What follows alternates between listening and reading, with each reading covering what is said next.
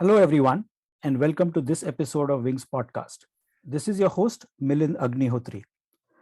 On today's show, we will meet Arnav Mariwala, a geophysicist by education, entrepreneur by profession, and enthusiastic nerd by choice.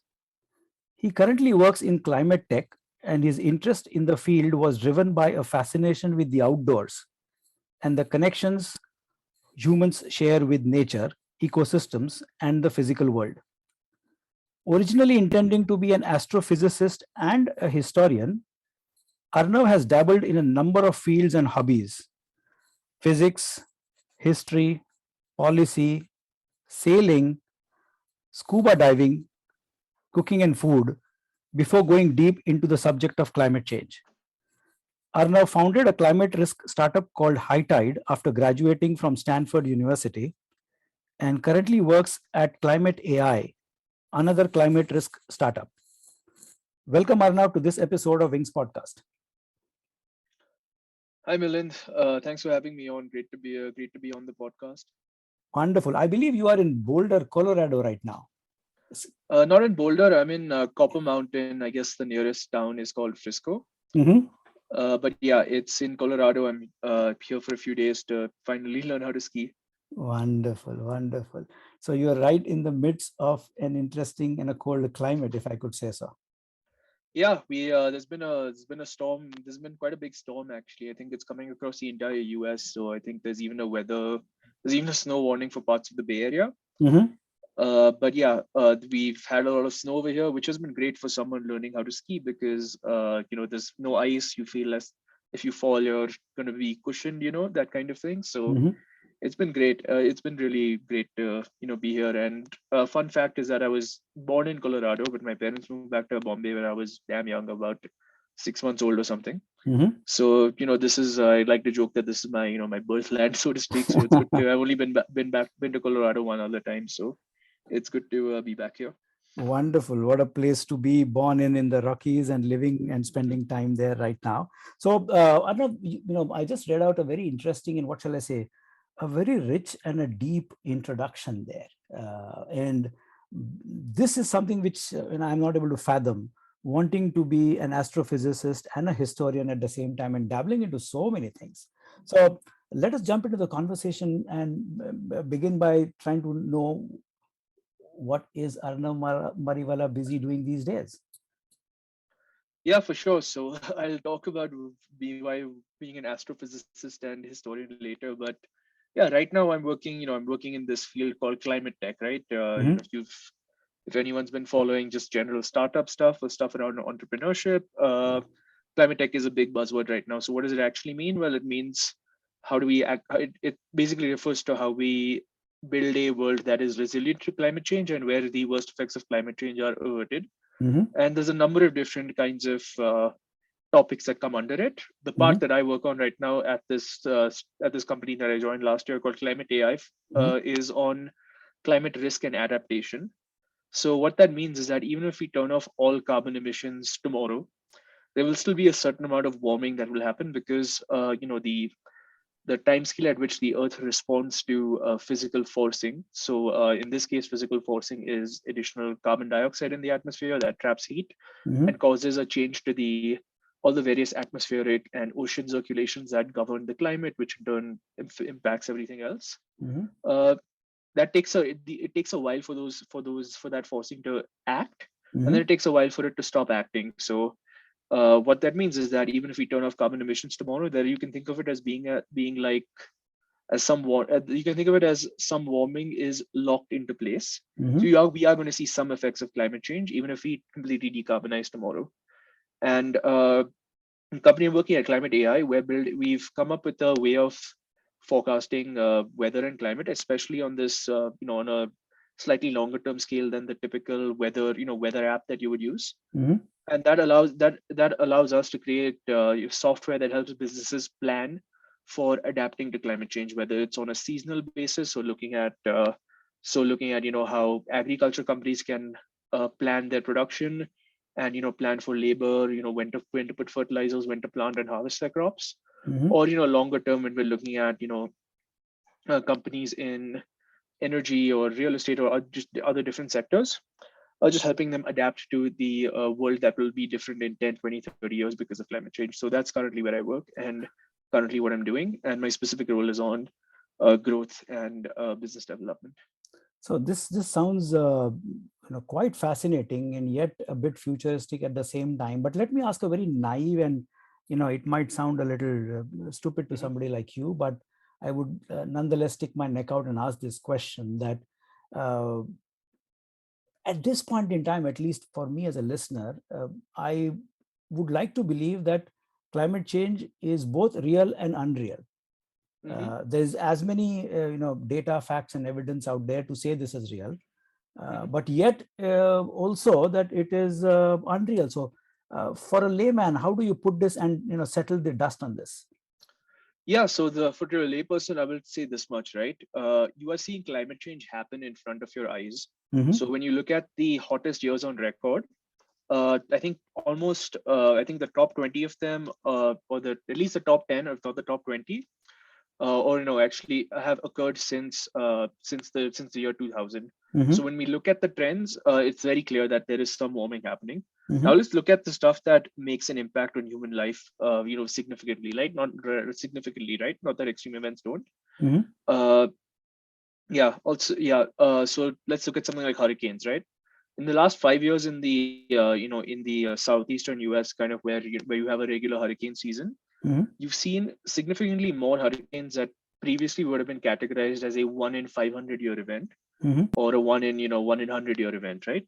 mm-hmm, So what that means is that that is all things being equal, you would expect maybe one of those events to occur every 100 years, and you measure that, you look at that by saying, okay, here's a hurricane with a certain peak wind speed, with a certain size and other factors that you use to measure that, and that's how frequently you would expect it to occur based on the historic record. Now, suddenly, when you have five of those within 5 years, or however many of them there were, I think Irma was one, Maria was one. So let's say like three in the last 5 years at least. mm-hmm. Then suddenly that whole thing of, hey, this was a 1 in 100 year or 1 in 500 year event just doesn't make sense anymore. It's now become a 2 in 5 year event or 3 in 5 year event, right? And because of that, because we're seeing those kinds of impacts happen firsthand, we I think for lay people, I think you look at what's in front of your eyes is the way I like to put it, and you're seeing this climate change happen in real time. So it's not something that's going to happen in the far future, or like in the far future, or something that the next generation will have to deal with. We are already having to deal with it right now, No, you're and right. that is the yeah. Because for a layperson like me, at least one big change I am observing, Hmm. living in India, is when it rains a lot Yeah. in a very short duration. So, for example, Hmm. we have this July to September rain, right? A 4 month Yeah. Yeah. typical monsoon cycle we have in India, Yep. and uh, uh, and 80% of the rain actually happens in just about 20 days out of those Yep. 100-day monsoon. So when it Yep. rains, it's like a cloud burst. And when Yeah. it is hot, it is extremely hot. And when it is Hmm. cold, so extremes is what is getting played out. Is Yep. that a manifestation of climate change? Just a little. It is, yes. So it is a manifestation of climate change. So the way it happens is that your global atmosphere and ocean circulations do get disrupted because the Earth is a little bit warmer now, right? And Correct. the way any large scale physical system like the atmosphere, the oceans work is that you have chaotic effects happening. So what is a chaotic what is chaos in the physical sense? It means that if you have like a small perturbation, Mm-hmm, chaos is basically the spiraling of that small perturbation into something big. mm-hmm, When I was like studying fluid mechanics in graduate school, you saw this when you were building programs to solve fluid mechanics equations, right? So mm-hmm, let's say you're modeling something as simple as like river flow. If there's a small error in your initial condition, mm-hmm. then that builds up over time, and this is where the popular culture concept of the butterfly effect comes from as well. What is that? And it's been noticed in modeling of weather systems and Mm-hmm, other complex systems like that for many decades. I think the whole idea behind chaos was originated in the 1950s, because when the first computers were being used to model weather systems, right? They realized that in order to use these computers, you had to round up your input variables to Mm-hmm. a certain number of decimals.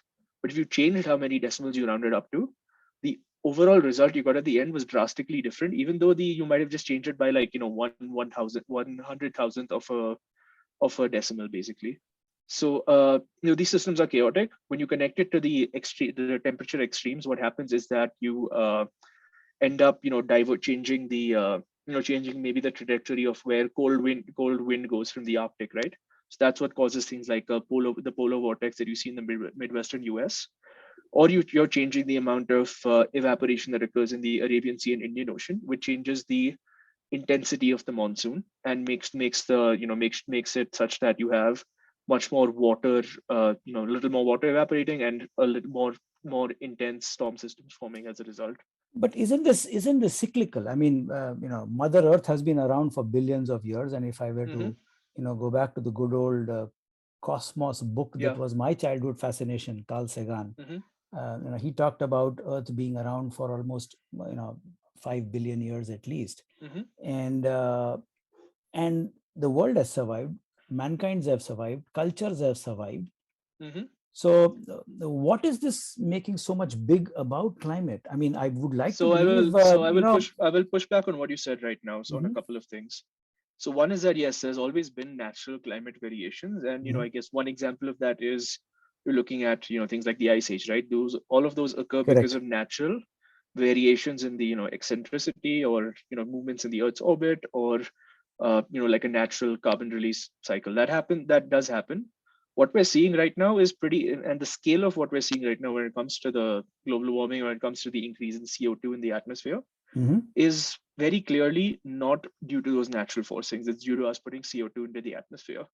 And now to your second point, what you raised over there, that the world has survived, nature has survived, humans have survived. All of that is true to an extent as well, right? Humans have been around for 100,000 years. The first life on Earth came about, I want to say, around 4 billion years ago, Yes. and life has changed. But what has happened is that there's been major transitions that throughout that history of life on Earth Mhm. that are correlated with your climate transitions, right? So you had major mass extinction events Yes. throughout history that have completely changed changed what species on Earth look like. Mhm. So, and best example of this obviously is the KT extinction event at the end of the Cretaceous period, and before that there was, I think, a Permian era extinction event as well, about a couple of 100 million years ago. But And just trying to wrap my head around all these words that mhm. you're saying over here. But what I'm hearing you is, whilst what's happening in the climate today is natural, the human activity is probably accelerating it. And So I'd will say it be it's the then? what's happening in the climate is not natural. There is a natural cycle of climate change that is happening. What human activity is forcing is very different from this natural cycle of climate change, Mhm. and that is having an outsized impact on us humans, on human civilization today, right? So, like I was saying about all these various extinction events that changed what different species can survive on Earth.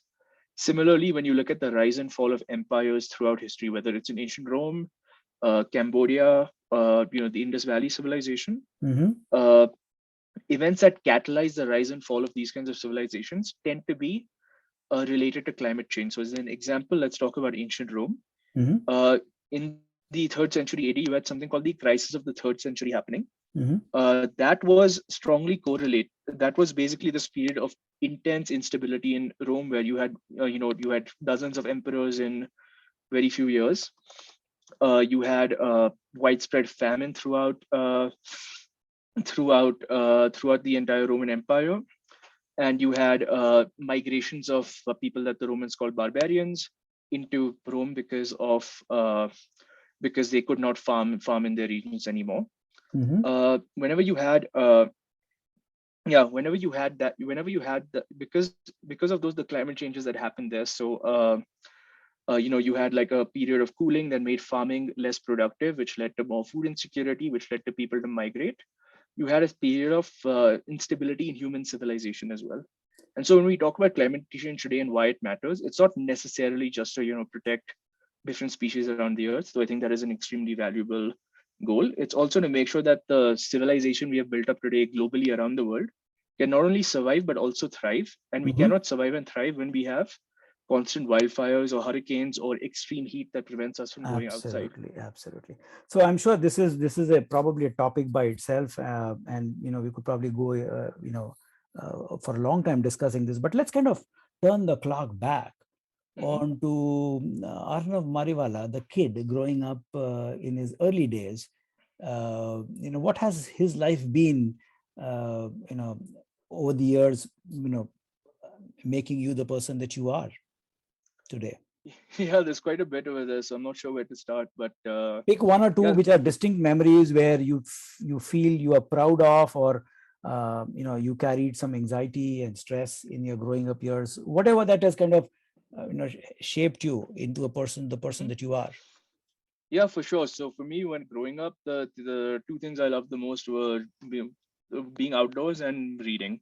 Hmm. So being outdoors meant going sailing or going trekking or just like running. We had we used to go to Lonavala outside of Mumbai quite often, or Alibag outside of Mumbai quite often Hmm. to and just like running around on the beach.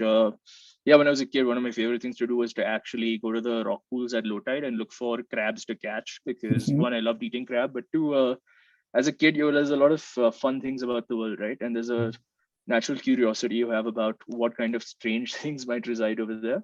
Correct. And similar with trekking. So my dad was really into both trekking and sailing, and he introduced my brother and I to that as well. And when I was on the water, and when I was on when I was in the mountains, suddenly I felt that all my whatever anxieties I might have had, because I was a very shy kid. I was also a very chubby kid, and so being as a being a kid in school, that's not a great combination. Sometimes you get picked on or whatever. Correct. But when I was outdoors, I felt very free, and I think generally this has been scientifically proven. Being around greenery, being around flowing water, things like that are great for your mental and physical health. But for me personally, it was also like an outlet for a lot of energy that I felt I could not express otherwise. Hmm. And so learning, and I felt I was getting like a crazy amount of mental and physical stimulation while I was outdoors, right? Hmm. You're exerting your body, but you're also taking in everything you see around you, whether that's flowers you see on the side of the road, or maybe birds that you can hear in the distance, or maybe even you're trying to just figure out what's the best next step to take over on the paths that you're going on, or Hmm. on a sailboat. How do you trim your sails to get more speed out of it and keep the boat level, that kind of thing. But one of the things that Yeah. we as kids, when we grow up, and I go back to my own childhood and look at some of the people, Hmm. whoever they were, have had a huge influence on my life. So I think early days, whether it is family, friends, teachers, neighbors. Hmm. So any significant influences or influencers you kind of distinctly recall, which has made a huge impact to the person that you are today. Oh, quite a few. So I'll give a couple. So I mean, obviously, my parents played a huge role in that, right? My Of mom has course. a physics background, and when we were kids, and when I was a kid, and we were outside, at night in somewhere outside of Bombay where you could see the sky clearly, she would show me different constellations, different stars, and generally introduced me a lot to different fundamental concepts in physics, and things that you know things that made me find beauty in the natural world. Hmm. Similar thing with my dad. He has a background in chemical engineering, but is also a very curious guy. He loves to tinker around, Hmm. and he's very passionate about the outdoors. So Yes, I know that. he yeah, I'm sure you know. So Yes. yeah, he's the one who got me a lot into sailing, into trekking, and pushed me to go deeper into them. Hmm. Along with that, we had a number of like really interesting, funny, quirky, and just deeply family friends who are deeply passionate about what they do. So one example is a close family friend named Harish Kapadia. He's a leading mountaineer, and he's written about 20 books on mountaineering. Been won awards from the President of India, Pure d'Or, the Royal Geographic Society. So he's a very decorated guy. But growing up, I only knew him as Harish Kaka, who we used to crack jokes with, or Hmm. he'd rather crack jokes with us. He'd mess around with us. Hmm. But he took us trek. He took us trekking. He took us trekking often. And then when I was a little older, he Hmm. took me on some longer, treks or expeditions into different parts of the Himalayas. So Hmm. we went to Spiti. We went to Kumaon in Uttarakhand, the Kinnaur Valley in Himachal Pradesh, and then later on, he helped me plan treks in Zanskar and Ladakh as well. Mm-hmm. So he was someone who had a real natural curiosity and passion, not just for the mountains and the the sport of trekking and mountaineering, but also for the people and the the geopolitics that come with mountains, right? When we talk about mountains in India, for example, there's a lot of mythology connected to it, because we have, as a people, we have been in that region for thousands of years. Correct. But also the right today, when we look at it, it is a frontier for many different countries and civilizations, and it does play a role in how we interact, and how different countries interact, whether it's India and Pakistan or India and China. So any So any there's any probably a any any any mythology or a folklore or a folk tale that kind of has had a deep impact on you, uh, and it has made a huge sense to you as a climate scientist today, uh, uh, that has stayed with you, where you talked about the the wonderful way man and nature has coexisted in this country Mhm, called India, sustaining an order which has lasted over eons. Any mhm. any any any mythology or story which you believe is relevant for science today? Yeah, that's it's tough for me to pick a specific story around that, but I will say, I'll give, but for me there is a general there is a general way of engaging with nature Mm-hmm. that I think is really important to grasp from this, right? And you see this a lot in India, but to be clear, you see this in various societies around the world. You see it with a lot of different Native American peoples in Yes. the US and in the Amazon. You see it in parts of sub-Saharan Africa, or the or in like northwestern China as well, Mm-hmm. and just like it's various parts of the world. But the kind of underlying principle there is that you have to view nature one as a dynamic and living thing. Mm-hmm. And maybe one way it manifests in our mythologies through stories of yakshas or gandharvas or or these kinds of things. Mm-hmm. uh, but you also have to realize that humans are an integral part of nature and ecosystems, right? So That's right. within the conservation movement, for example, which was started in the US about 100 years ago, at least the modern day version of it, Mm-hmm. there was a viewing of nature as this, beautiful unspoiled Garden of Eden kind of thing, almost, that had to be preserved and maintained by humans. Mm-hmm. Whereas if you look at the way different groups around the world have viewed it, it's humans are an integral part of it and have to sustainably manage it, but also draw a livelihood from it, right? And Mm. sometimes sustainably managing nature or sustainably working with nature can mean doing things that are counterintuitive and don't always make sense. So an example is in California, Native American tribes that lived around the Sierras used to do what were called controlled burns of trees over there. Mm-hmm. And like the natural instinct these days is say, oh, it's a wildfire, we should put it out. Mm-hmm. But actually, the thing is, controlled burns are useful because they use up a lot of the undergrowth and other things that can provide fuel for much bigger wildfires in the future. Mm. And that is a part of a continuous process of making sure that people who live in those regions can continue to live their lives and subsist off the land, whether that's through hunting or Absolutely. gathering or Absolutely. farming, while also making sure that your land is regenerated. And we see that in India a lot with the way water has been traditionally managed, right? So you've Mm-hmm. had this whole system of different bunds and dams and Correct. village temple ponds, for example, Correct. and a whole system of maintaining wells, maintaining large jungles or groves of trees. And maybe we'll tell stories about why you shouldn't go into that Correct. jungle, or why you shouldn't cut down trees there. And we might say, hey, there's a demon that might come out of there, like, or if you go there at night, then there'll be some betal or something that will come and get you. But the No, story Vikram, that absolutely. yeah, yeah, The Chanda Mama stories of Vikram Vetal are yeah, absolutely exactly, many way at a very core, very scientific, teaching us kids yeah, about yeah, of preserving and conserving nature. But in all this hustle and bustle of activities, I mean, you are doing a lot of things with your life today. I mean, physics continues to be of interest, hmm, history, sailing, scuba diving, cooking, food, etc., yeah, and doing your climate tech AI as well. In all this hustle bustle of activity, hmm, how does Arnav finds his centering, his moments of peace? Because it's like the analogy over here is the wheel of the car is kind of rotating at God knows 60, 70, 80, 90 miles per hour, but the axle is right there at the center. So Hmm. it's uh, it's the motionless space that allows the motion to happen. So what is that space for Hmm. you, if I were to ask? Because a bit intrigued Yeah. there.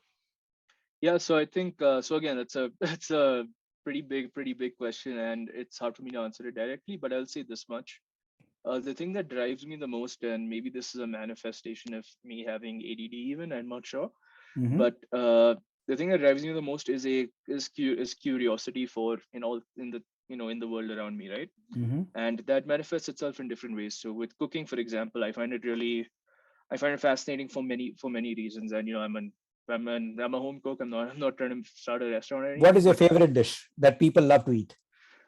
tough one. Okay, so I make jerk chicken and veggies quite a bit. So jerking is a technique of cooking from Jamaica. Usually it refers to the sauce that you make with it Mm-hmm. and marinate your meat or vegetables in. Mm-hmm. So that's one of my favorites. My friends love that.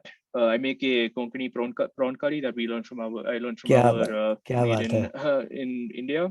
Okay. I love making Korean and Sichuanese food. So mapo tofu for Sichuanese stuff and buldak or firecracker chicken for Korean food.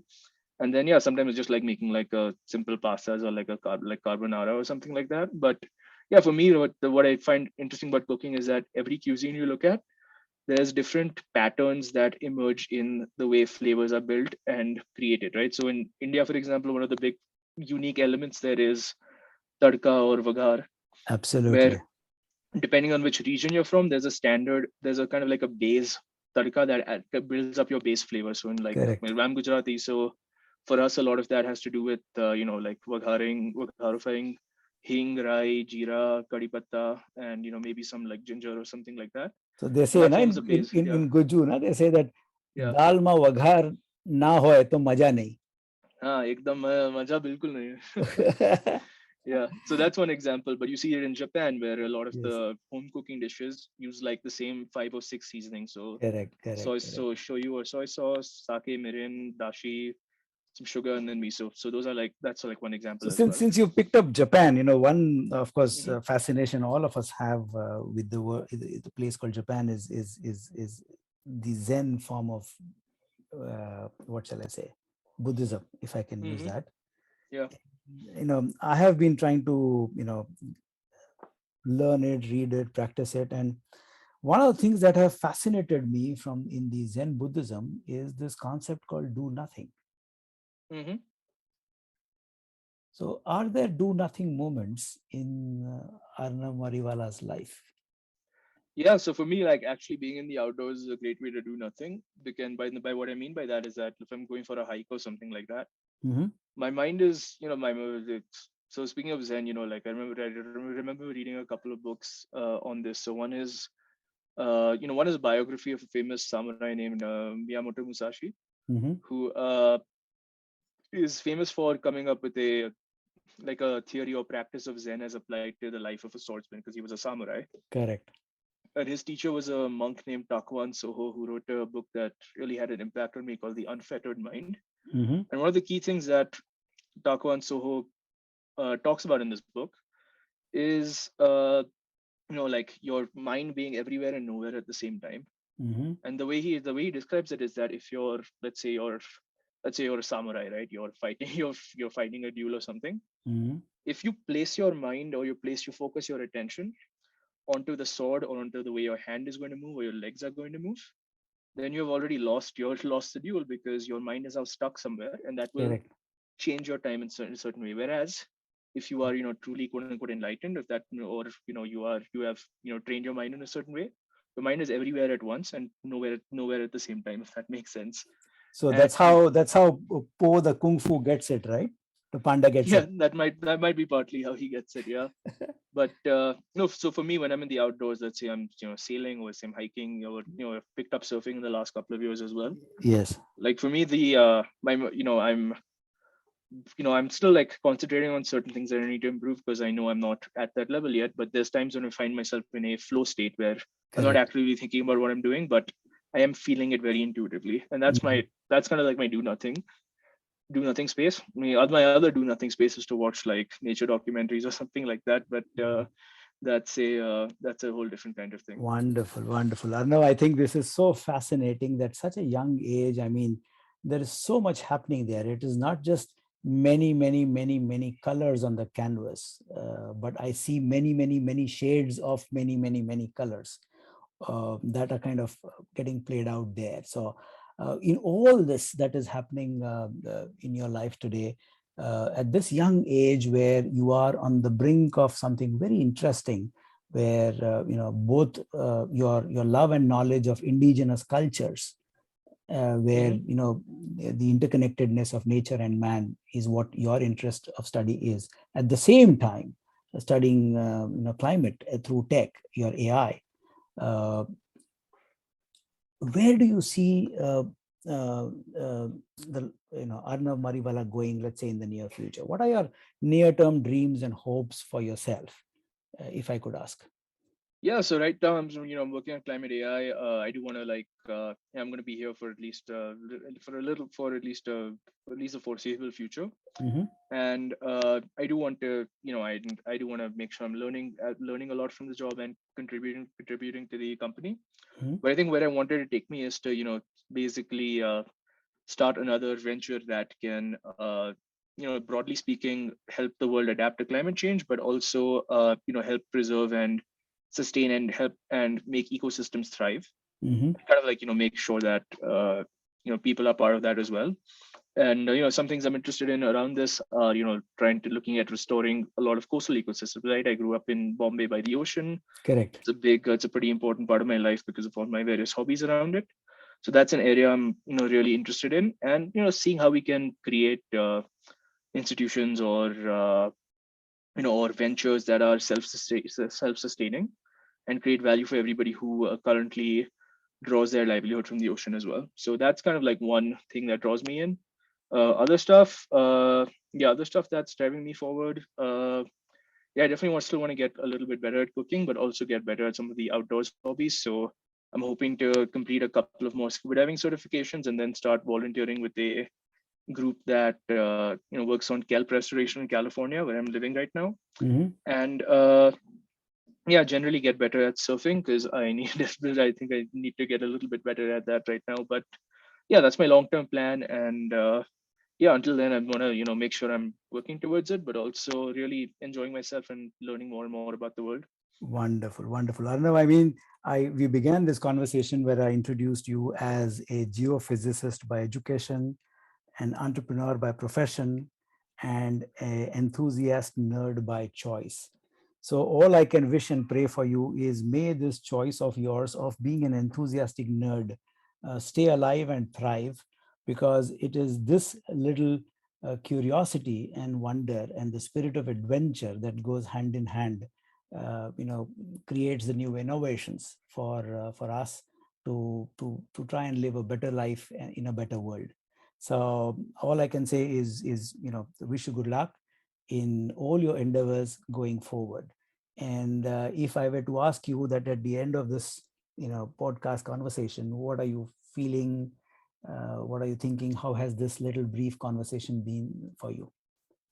Oh, it's been great. I mean, I've really enjoyed talking to you. You're a brilliant podcast host, but no, it's been really fun, and I am feeling. I just had a long day of skiing and working today, so I'm was pretty tired. But yeah, this conversation energized me quite a bit. So yeah, feeling great.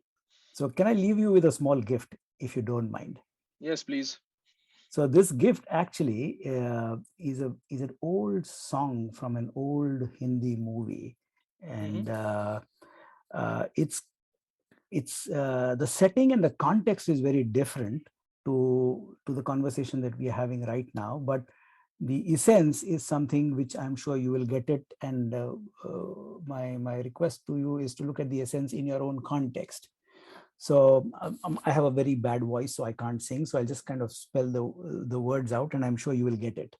The song goes like this: ओहरे ताल मिले नदी के जल में, नदी मिले सागर मिले कौन से जल में, कोई जाने ना. Oh, so that's a beautiful, beautiful song. Yeah, so that's a wonderful song written by a songwriter called Indivar, if I've got it right. But that's my hope and pray for you is there are these known unknowns and the unknown unknowns, but the curiosity and wonder that is what we as humans are blessed with. We'll open the locks one by one to know more. I mean, as they say, we move from one level of knowledge and ignorance to the next level of knowledge and ignorance, and the quest continues. So, wish you good luck. Uh, be safe and enjoy your skiing. I will. Thank you. Thank you so much, Milan. Thank you for having me on the podcast. Thank you. Take care. Bye bye. Thank you. Bye. Thank you for your time today, my dear listeners. This is your host, Milind Agnihotri, signing off. Goodbye, take care, and stay safe.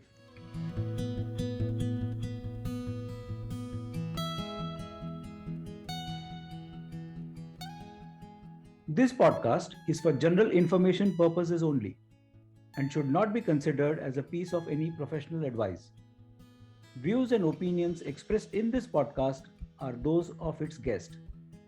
Creators of this podcast expressly disclaim any and all liability or responsibility for any direct or indirect, consequential, or other damages arising out of any individual's use of this podcast. For feedback and suggestions, please write to wingsindia75 at gmail.com. Thank you.